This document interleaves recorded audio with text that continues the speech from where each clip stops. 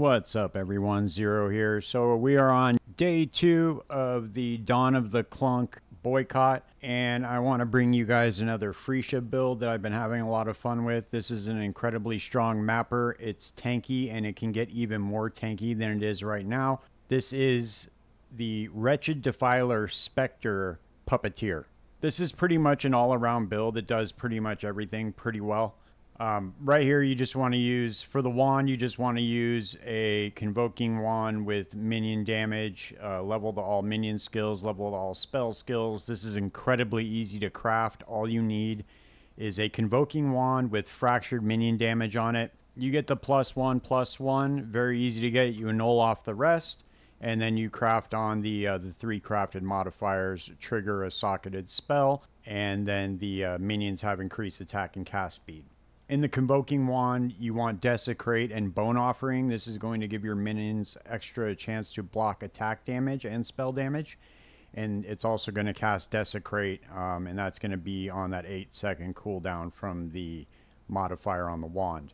Here we're also using Tempest Shield. We are using the Wraith Lord Helmet because every one of these Ghastly Jewels is going to give us an extra Spectre. You want one of these with Corrupted Blood cannot be inflicted on you, and then the rest just have max life and flat damage. Mine have Energy Shield because I was trying a different variant on this one, but essentially you want max life, increased attack and cast speed, and then flat lightning damage. We are using the Lightning Coil because this is going to give all nearby enemies the same lightning resistance as us, and this is the trick with this, is you want to get negative lightning resistance, because lightning resistance does not affect the lightning damage you take. This is going to give all nearby enemies negative 200 lightning resistance, and the way we do that is with a mirrored ring with negative lightning resistance and max life. And mine really sucks. I can get one that's much better within this with increased minion damage and increased attack and cast speed. I just haven't really had the time to craft it. The reflecting mirrors that you use to craft this ring have shot way up in price. So I'm still trying to farm some more so I can buy another reflecting mirror and try it again. Essentially what you want to do to craft this is you want to roll max life, minions deal increased damage, minions have increased attack and cast speed, and then lightning res, and then you hit it with the reflecting mirror and hope that you get the negative lightning res, and then the minion modifiers go up.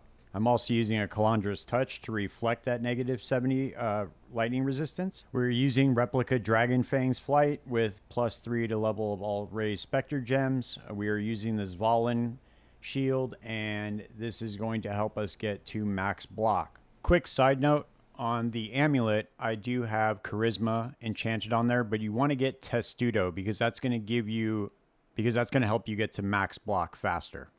In the shield, I'm using Enduring Cry, Sniper's Mark, and Flesh and Stone. I'm going in Sand Stance to have less damage taken.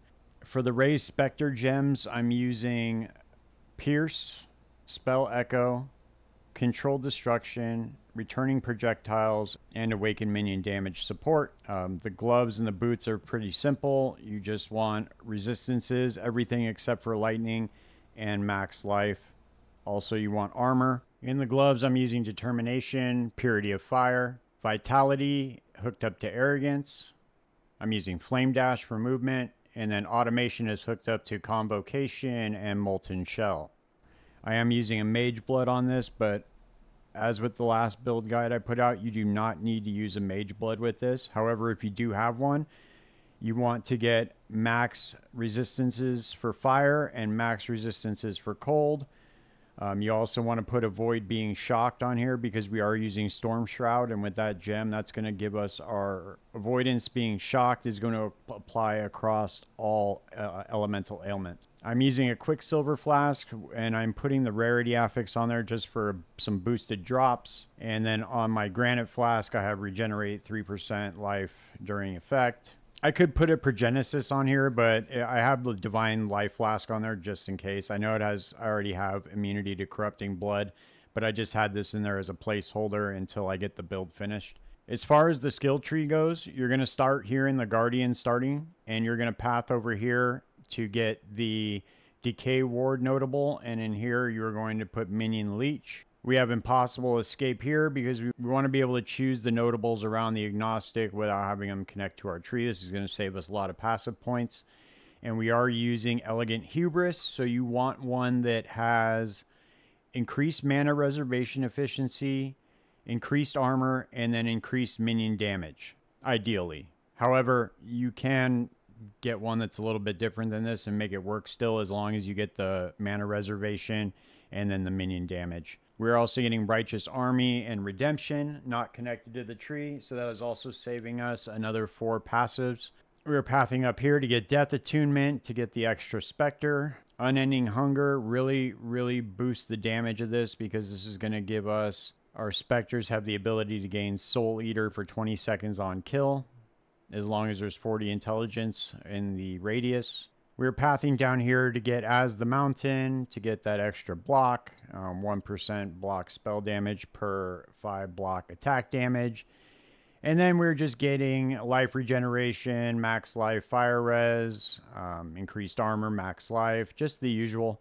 For the clusters, you want to get increased attack cast speed for minions, cold resistance, and max life with the 35 increased effect. And then up on this one, you're going to get pretty much the same thing, except you want to get chaos resistance. I also need to find a max life one instead of maximum energy shield. As I said, I was trying something else out with this build, but the max life seems to be working much better.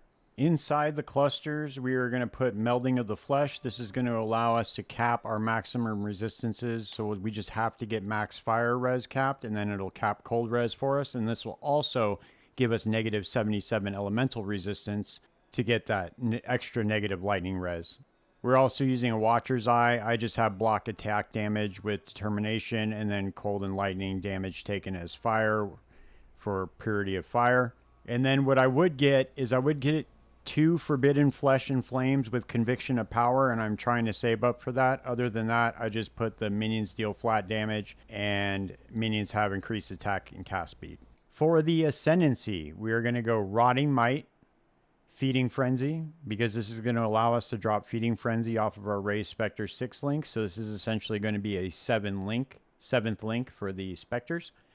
We are going Marination, because this is going to give our minions a lot of survivability. And then we are going Enervating Presence, because this is going to give nearby monsters 20% of their life reserves. So that coupled with the Lightning Coil, and we are doing some serious damage. For the Pantheon, even though we already have the immunity to elemental ailments, we are still getting the stun and block recovery, and then the you cannot be stunned. And then we are also using Aberath to get the unaffected by burning ground, 10% increased movement speed while on burning ground. So yeah, all in all, it's a really fun build. As always, POB is in the description. This is not my build. Once again, I just took somebody else's build and kind of made it my own. It uses 7 Wretched Defilers and then 1 Spirit of Fortune to get the Wrath aura and the extra lightning damage. I just haven't seen a video made about this, so hopefully this helps you guys out. I know we're coming to the end of the Phrecia League, so hopefully they extend it. So if you're looking for a fun build to play towards the end, this is really fun. It does all content just fine. Yeah, that's pretty much it. If you guys found this video helpful at all, please consider subscribing, and I will see you guys next time. Peace.